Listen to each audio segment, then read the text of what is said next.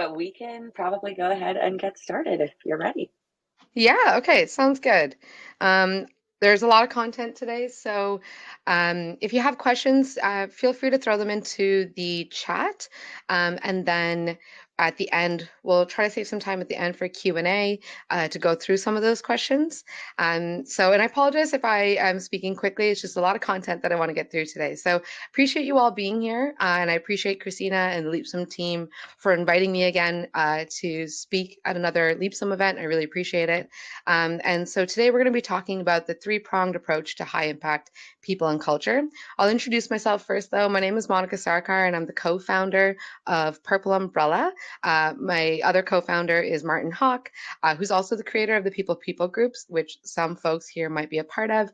It's a Slack community with over 6,000 people from across the world, mostly North America based, and it's all for people ops, HR, talent acquisition people.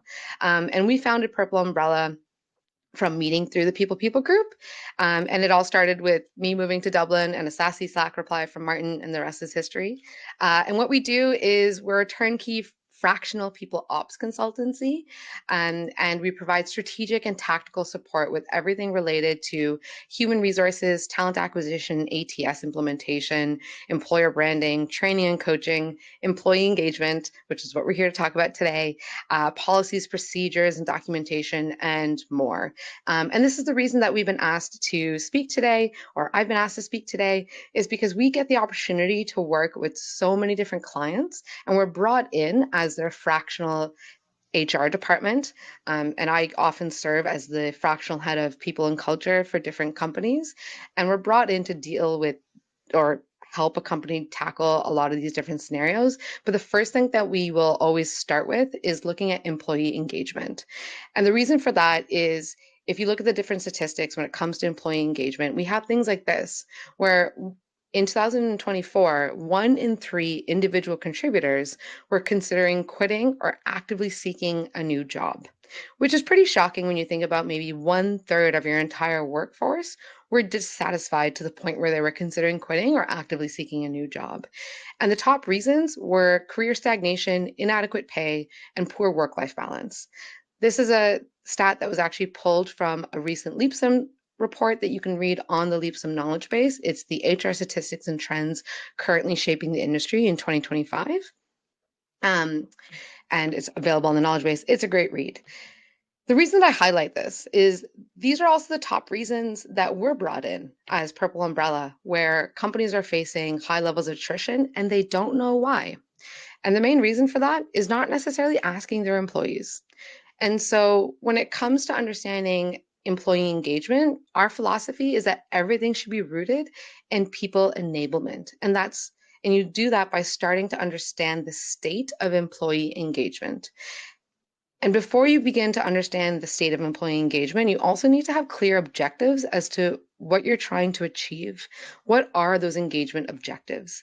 And more often than not, the overall highest level objective for an HR team is to improve retention. And that's often what we're brought in for. And HR teams rarely have strategic objectives set out.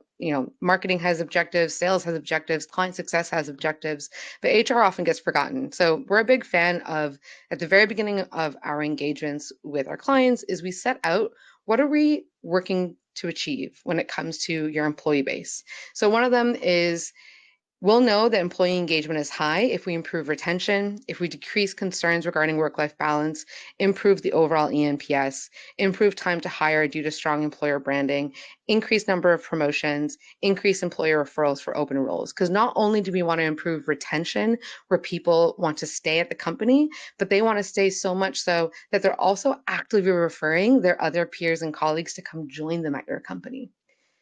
And so in order to do this, in order to make these changes and make these improvements, we need to understand what people need. And so we do that through a three-pronged approach. First is to do that environmental assessment, sorry, which is through employee engagement surveys.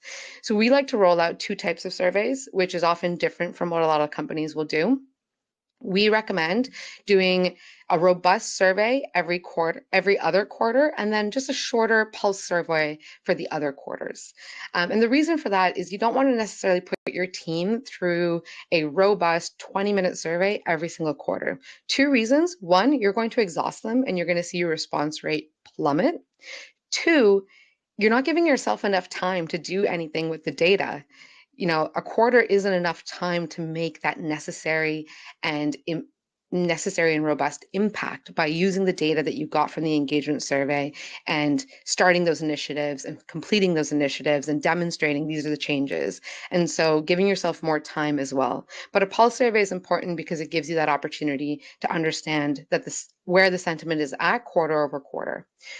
In addition to employee engagement surveys, one thing that I really like to do, and I've always done as a leader in HR, is I like to do one-on-ones with not just your founders or your decision makers that brought us in and your directors of the different departments, but I'm a big believer in doing one-on-ones with different team members of different levels from every single department to get that firsthand feedback.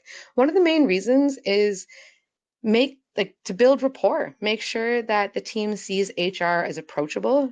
They see that I'm making time and space for them. Open HR office hours rarely work. People rarely take advantage. I say this with lived experience. Um, and like I never took advantage of open office hours when HR provided them. But reaching out and booking time with people from across the different levels, so your VPs and directors, your middle managers, and your ICs, and spending time with them on a regular basis. So I like to set up one-on-ones on a regular cadence. So I normally propose every 2 months. Let's just meet every 2 months for half an hour so I can check in and see how things are going and what you need. But I'll always leave it up to the individual to determine what cadence works for them. And this has been really impactful in terms of being able to get that firsthand feedback to complement the data that we're collecting through employee engagement surveys. After we have done the environmental assessment, through employee engagement surveys is building out competency frameworks. So making sure that every department and role have those outlined skills and behaviors by level to understand the expectations of what they should be doing right now, but also what they can be working towards. And then finally, performance reviews, not just doing the dreaded annual performance review the way that they've always been done, but making sure that they're 360 reviews, incorporating feedback from the whole year and tying it to results. So tying it to salary increases and development plans so people understand what is the intention behind doing this performance review? What are we going to get out of it? And total rewards and growth plans are things that people will ask for. And this is what we've seen through employee engagement surveys. So let's get into employee engagement surveys. So employee engagement surveys at the end of the day should be about being able to make those data-driven decisions on initiatives and projects to improve your overall employee engagement and make sure that you're really supporting people enablement. We've joined companies in the past where they run a quarterly ENPS survey and no one has looked at the results in over a year. No one's looking at the overall ENPS score, nor are they looking at the comments. And in addition to that, we worked with clients in the past where they've used a platform that only allows you to ask the one ENPS question of would you recommend us as a good place to work, with the follow-up of why or why not. And that's it. There's loads of platforms out there that limit you to just one question, basically. Leapsome doesn't do that, which is great, which is why I've been working with Leapsome for about 5 years now. So as you can see here, this is a screenshot straight from Leapsome, where we run the pulse survey or the mini ENPS survey every 6 months, which is the alternating quarters. So let's say it's Q1 and Q3, and it's only 4 minutes long. And then we have the more robust survey, which is 21 minutes long, and that runs the other alternating quarters. And for all the reasons that I mentioned. And then we pull that data to make those data-driven decisions. And so some best practices when you're building out your employee engagement surveys, one of the reasons that I went with Leapsome in the first place nearly 5 years ago is that Leapsome offers question libraries. They have 245 questions to pick from, which is pretty incredible. And also, Make sure that you're asking for input and opinions. Don't be afraid to ask those harder questions regarding compensation, for example, and total rewards, and not just, would you recommend us as a great place to work? And the other thing is keep all those questions open for comments. So not just on a scale of 1 to 10, can you rate this, but also always leave room for people to provide their feedback and make sure that they can voice their voice, they can voice their opinions and make sure that they're being heard and they're being given that opportunity to actively engage.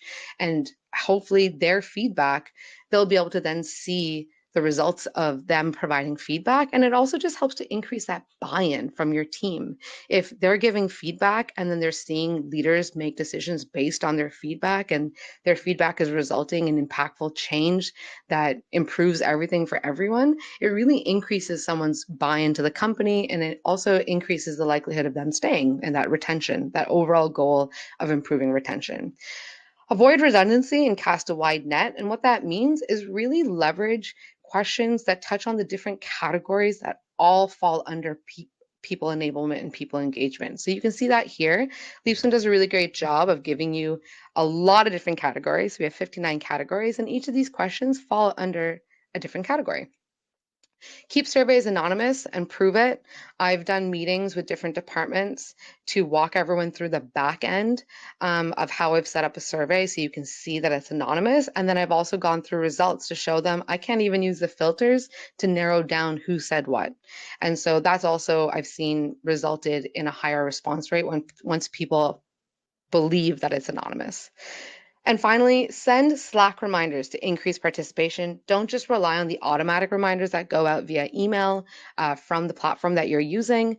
Sending out Slack reminders, encouraging people to participate, telling them where we're at with the participation rate, and then telling them that, we are going to be sharing the results in the town hall in a couple of weeks or in a couple of months. That also helps to increase participation and engagement. Next thing is review results within 2 days. Leapsome does a really good job of showing you the results, of giving you a high-level summary of your highest impact drivers, the target questions. So would you recommend this as a great place to work?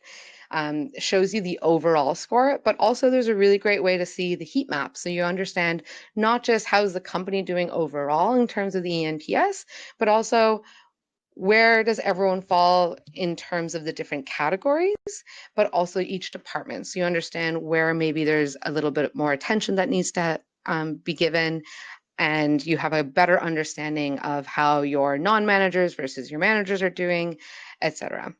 But making sure that you're reviewing results within 2 days ensures that you're really taking action right away and that you're using these results to really drive those decisions and that project planning.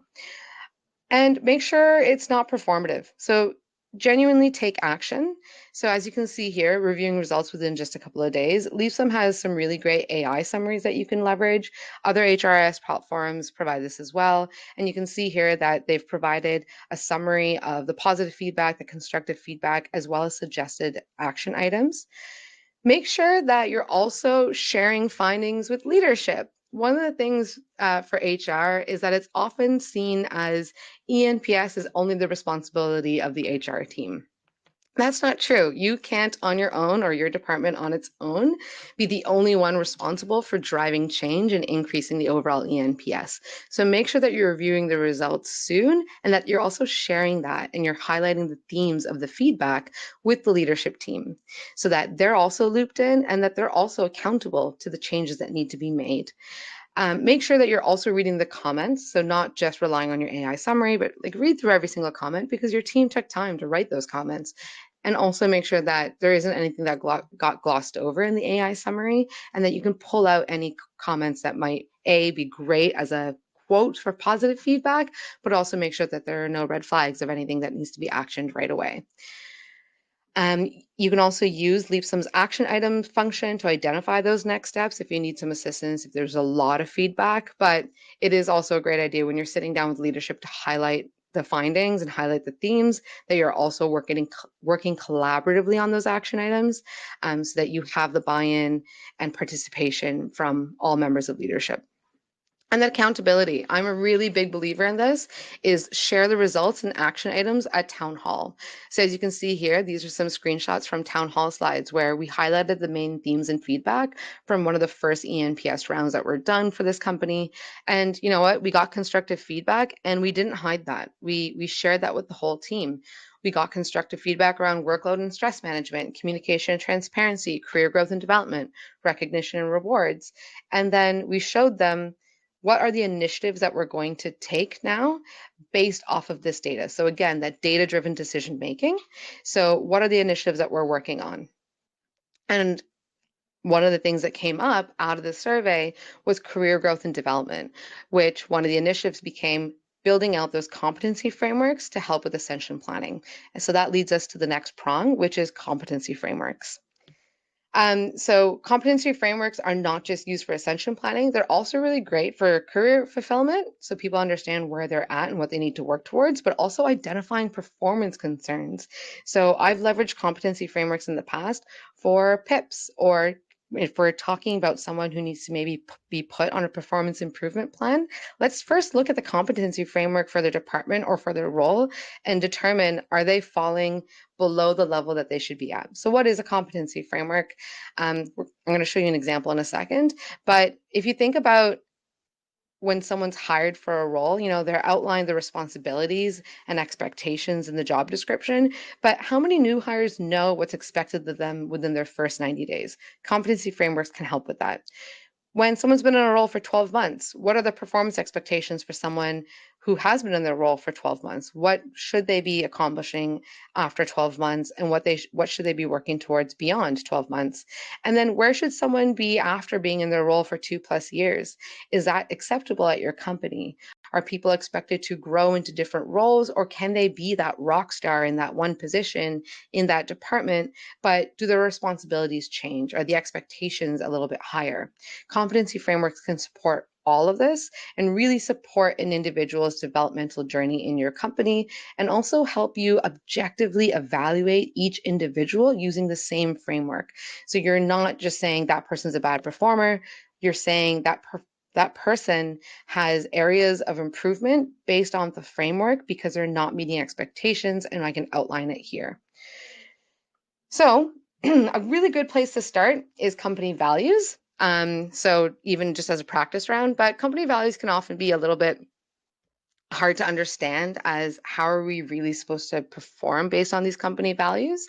And so I'm a big fan of, let's start with the company values and turn those into a framework so we understand, if we're hiring based on the company values, and we're evaluating someone based on the company values, if they're going to be a good fit for the company, then let's identify what are the expectations. What does results with speed look like for a junior level person versus a middle manager versus a director? How does each person in the company demonstrate the company values? What are the behaviors expected? And also work with managers and department leaders to identify, what does someone in your department, how would they show results with speed or extreme ownership or collaborative success, for example? I'm going to speed through a little bit because I know we're short on time. You can do this all in Google Excel, or Google or Excel, and you can leverage AI for this. But as you can see here, here's one of the company values. Here's the description that was written by the company for the value, but then we've identified, what does that value look like on the junior level, on the intermediate level, senior, team leader, manager, and director level. And the expectations just increases a little bit for each level, but it's a really great way to be able to evaluate, is someone meeting their expectation? Is someone going above and beyond the expectation of their level? Because then let's talk about their growth plan and ascension planning. And so you do the same thing for role-based competency frameworks. Just take the job description, identify the key skills from the job description, have the manager review the list of skills and descriptions before generating the framework, leverage AI to develop descriptions and behaviors per level for each skill, and then make sure that you have a manager as well as an individual contributor reviewing the framework before finalizing the framework for use. So here's the JD. Here are all the skills that we were able to pull from this JD for client success. And then, leveraging an AI platform. Here we use the People Groups Copilot because it's HR and talent focused to develop a description for a level 1 for this specific competency, and then what are those demonstrated behaviors? Same thing, level 2, and then the demonstrated behaviors. And then you plug it into a spreadsheet, and this is what it's going to look like. So client relationship building and management, that's one of the skills necessary for this client success role. This is what level 1 looks like, level 2, level 3, level 4. And then from there, you can import this to Leapsome if you're using Leapsome as your HRIS and people enablement platform, and you can import it in, and then you can have it associated per department, which is really great for use, as you'll see later, for performance reviews, for example. The other thing is after you create a competency framework, making sure that you're really setting expectations with everyone as to how we're going to use these frameworks, and that they're being used by managers and individuals to be effective. So you saw in the framework there, I had level 1, level 2, level 3. Here is a document that we shared with the sales team to identify what does level 1 mean. That means these are the expectations for your first 90 days in the role. Level 2 is for your first 12 months. Level 3 is around the 2-year mark. Level 4 is expert. That's one way to do it. We've done it as well where level 1 is coordinator, level 2 is specialist, level 3 is team lead, and so on and so forth. And in this document, we also highlight that the expectation is that you are reviewing the competency framework with your manager on a quarterly basis, whereas the individual, you're saying what level you think you're performing each skill at. Your manager also does a review of where they think you're performing each skill at, and you're seeking alignment, and then you're working on those areas where you don't have alignment, where maybe your manager has reviewed you to be lower, or you've reviewed yourself to be higher, and using those areas where you don't have alignment to really then inform those growth plans and development plans. And that really speaks to the career fulfillment and also making sure that people understand where they stand in the company. The next thing is implementing, using those competency frameworks then for performance reviews. And they're incredibly important in performance reviews because it allows people to understand, it allows people to evaluate themselves based on the expectations that have been set.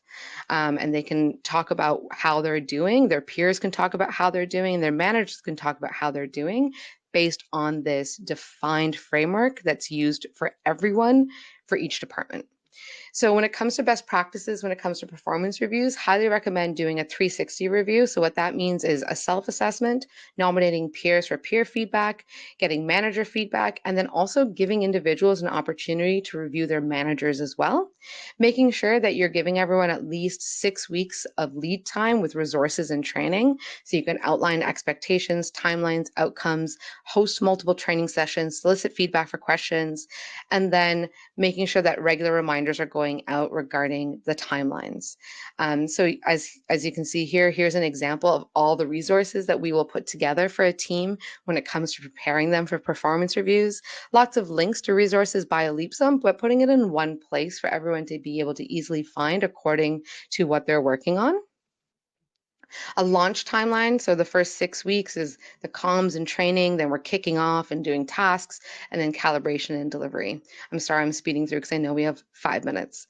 So post-review actions, always linking performance reviews back to what was the intention of the performance review. So big fan of linking it back to doing merit-based salary increases. So developing a merit-based salary increase formula, providing the context and rationale for salary increases, and then also streamlining those increases and establishing expectations and timelines. So if everyone knows that salary increases come after performance reviews, then everyone knows when to expect it and what they're working towards, and also to put a lot of time and effort into their performance review because it's going to result in a potential salary increase.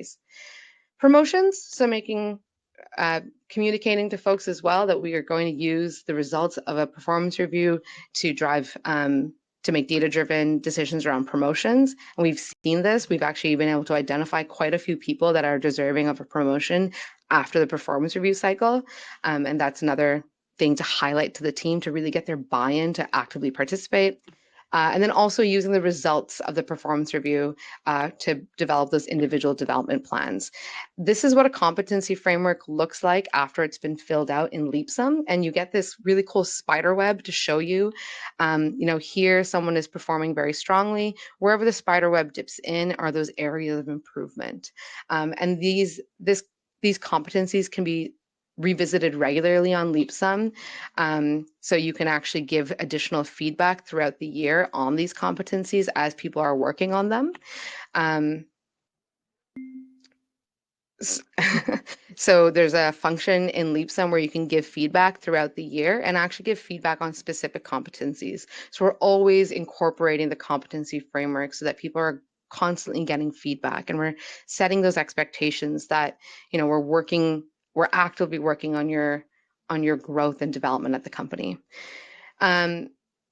So finally, return to the beginning to solicit feedback and evaluate how your three-pronged approach has worked. So after you've completed all this, for me, the next most exciting thing after performance reviews is going back and sending out the next employee engagement survey and seeing what kind of feedback that we're getting. And it's always been positive, which has been really great. So it's a little cycle, the three-pronged approach.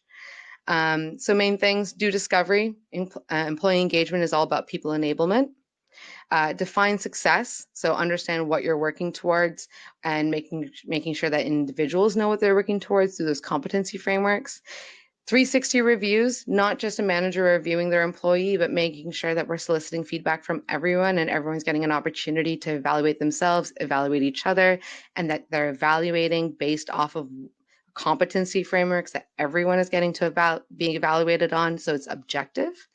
And then evaluate and share those results. Make sure transparency over communication is being done so that you're getting that buy-in, and we're showing people that we genuinely believe about we genuinely believe in people enablement through active employee engagement, and we're going to engage you in getting your feedback. We're going to implement your feedback, and then we're going to tell you about it as well, so that you get that buy-in.